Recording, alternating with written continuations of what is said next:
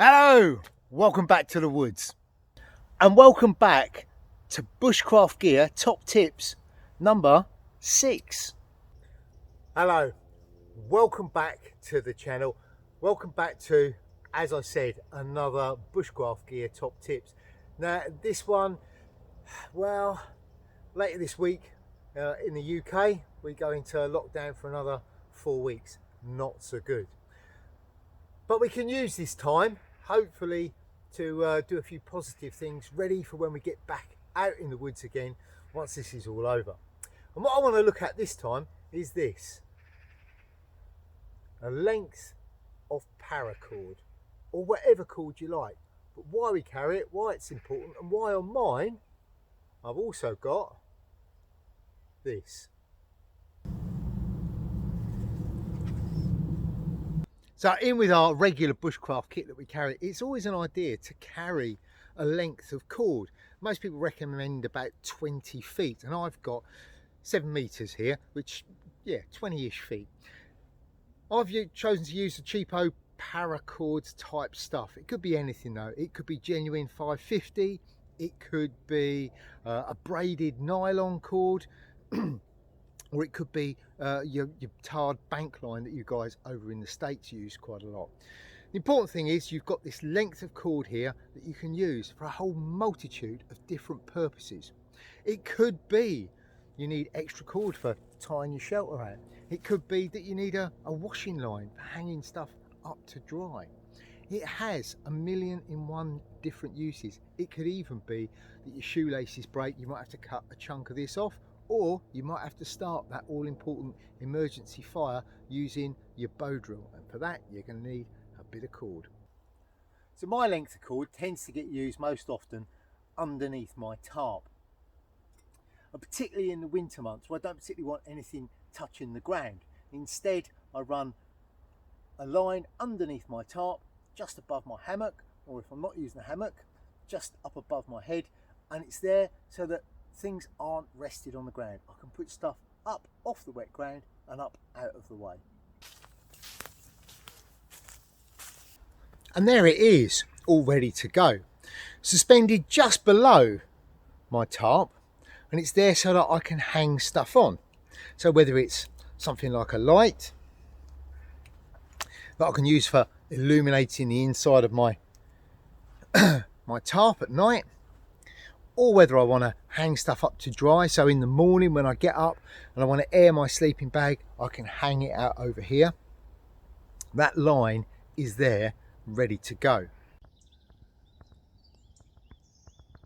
So what about the little squash balls? What are they all about? Well, if you just rig a line like this that runs under your tarp, when it rains, the rain's going to fall not only on your tarp but also on this cord.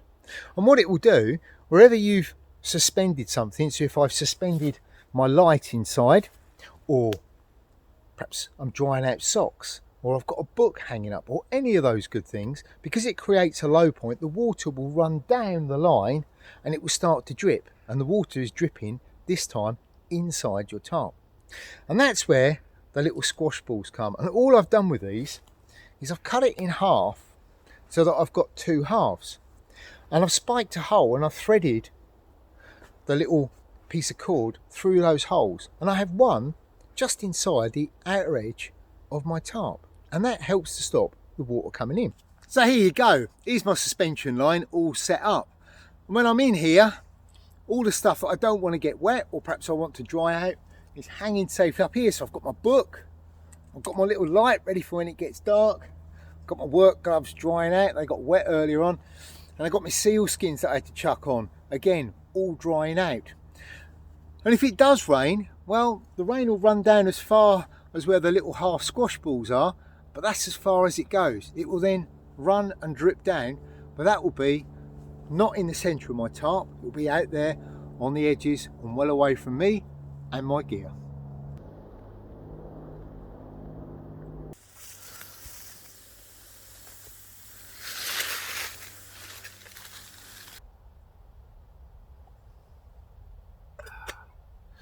So there you go, that's my little Bushcraft Gear top tip number 6. Carry your length of paracord, nylon cord, bank cord, whatever you want.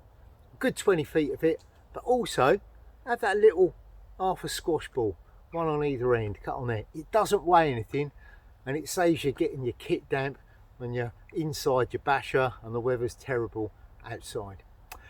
I hope you've enjoyed this video. If you have, then remember, hit that thumbs up button, and if you haven't already, subscribe to the channel, remembering to hit those notifications. If you want to follow me over on Instagram and Facebook, look in the description box down below, and down there you'll also find the link over to my Etsy shop. It's called Greencraft Shop, and over there you'll find a range of different stuff. There's some of my Greencraft enamel mugs, my woven patches, and in the next few weeks there's going to be some other items going up there as well. I know a few of you have emailed and asked me about my mini-mauls scarves. There's some of those on the way. There's the new leather cap badges. There's also some EDC light pouches, so keep your eye on the shop because these things go fast. Now, obviously with lockdown about to happen for another 4 weeks, my next few videos probably aren't going to be out of doors, although I will be continuing to work because I work in education. However, I will be doing some other videos which are going to be projects, a particular project in fact, that you can do at home during lockdown. So keep an eye on the channel for that. I think that's everything. I've been Neil, and until next time, stay safe.